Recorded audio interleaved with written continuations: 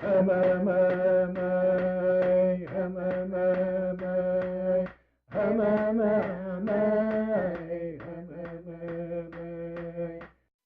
full story of America is impossible to tell without knowing the effect that the Native American peoples had on its development. Hundreds of tribes spread over the continent, and each has their own history and culture.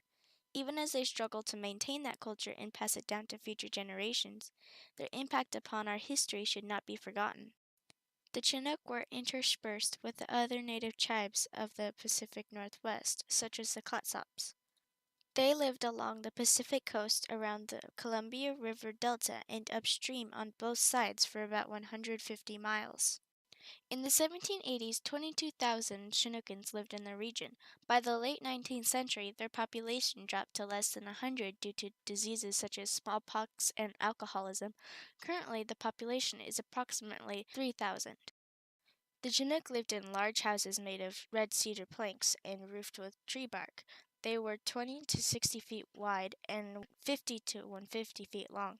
They had a fire pit in the middle and a distinctive hole in the top to act as a chimney.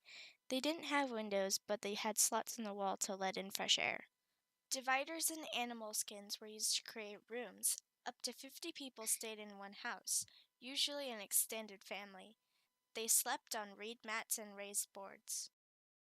Regionally, tribal areas of the Pacific Northwest use a soft sh sound, while those in central Washington and Canada pronounce the hard ch sound.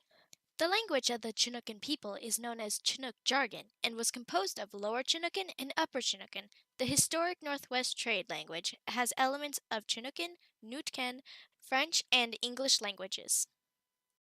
Their diet was composed of fish like salmon, halibut, cod, and herring, shellfish like mussels, oysters, and clams, and sea animals such as otters, seals, and occasionally whales. They hunted deer, elk, bears, and mountain goats too. Women gathered shellfish, roots, and berries, while men did most of the hunting and fishing.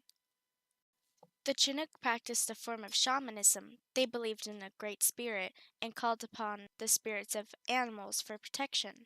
The Chinook made totem poles covered with animals that symbolized their guardian spirits. One of the most important rituals was the first salmon feast. One of the most important rituals was the first salmon feast.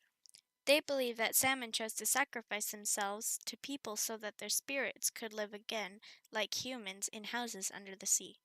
Each spring, the first salmon that is caught is sprinkled with eagle feathers and a powdery colored clay called ochre. The fish is cooked and cut into tiny pieces for everyone to share. Almost every Northwest tribe practices the first salmon ceremony. The potlatch ceremony included dancing and gift giving. The dancers wore animal masks decorated with paint and feathers. One of the more distinctive traditions that the Chinook kept was called head binding. The upper caste members of the tribe, like shaman, warriors, and traders, practiced a particular type of body modification. They would place infants at the age of about 3 months on a board that put pressure on the still soft skulls to cause them to flatten. The Chinook society utilized a two-tier caste system. One of the major ways to show status was through gaining property. One of the best ways to do that was through trading. The upper caste were mainly composed of shaman, warriors, and traders. The lower caste were discriminated against, and slavery was not unknown, especially among captives taken in warfare. Each Chinookan village had its own male chief that would settle quarrels and provide for the village in times of need. Clan leaders could be male or female. Lewis and Clark encountered the Chinook Indian tribe in 1805 on the lower Columbia River. There were rumors that the Chinook intended to kill the expedition members, but when they got there, they were welcomed peacefully by the tribe. William Clark wrote of their attire. All go lightly dressed, wear nothing below the waist in the coldest weather. A piece of fur around their bodies and a short robe composes the sum total of their dress, except a few hats, beads around their necks, arms, and legs. During the early days of the fur trade, Indians played key roles, but shortly after first contact with Anglos, they experienced a severe population decline due to disease. Traditionally, men wore breeched cloth or went nude. The women wore short grass skirts and beaded necklaces. For protection from the rainy weather, they made tulle rush capes. They also wove basket-like hats, and in cold weather, they wore fur robes and moccasins. Sometimes they would paint their faces during important events such as mourning rituals and warfare. They also made extensive use of tattooing. The main weapons of the Chinook were bows and arrows. They could be up to 2 feet long, with flint arrowheads.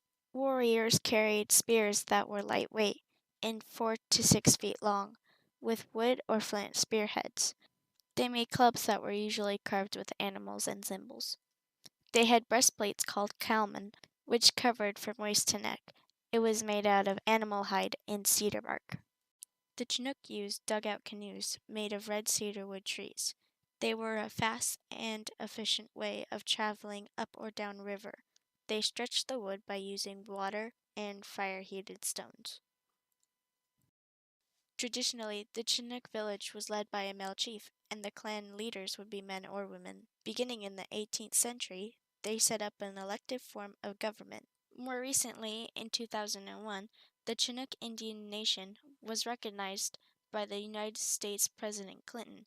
However, President Bush's administration made the unusual decision to revoke that status, citing that the Chinook Indian tribe does not meet the criteria established by law to be recognized as a nation. To this day, they are fighting for federal recognition of their status, which would grant them the rights as well as the ability to have reservation lands. Chinooks are active in the commercial forestry and fishing industries in Washington state. They take an active role in local organizations and are largely integrated into the mainstream. The Chinook have been part of the Pacific Northwest for many centuries. Since the time of Lewis and Clark, they have struggled as a result of being forced out of their territories and seeing their population decline due to disease.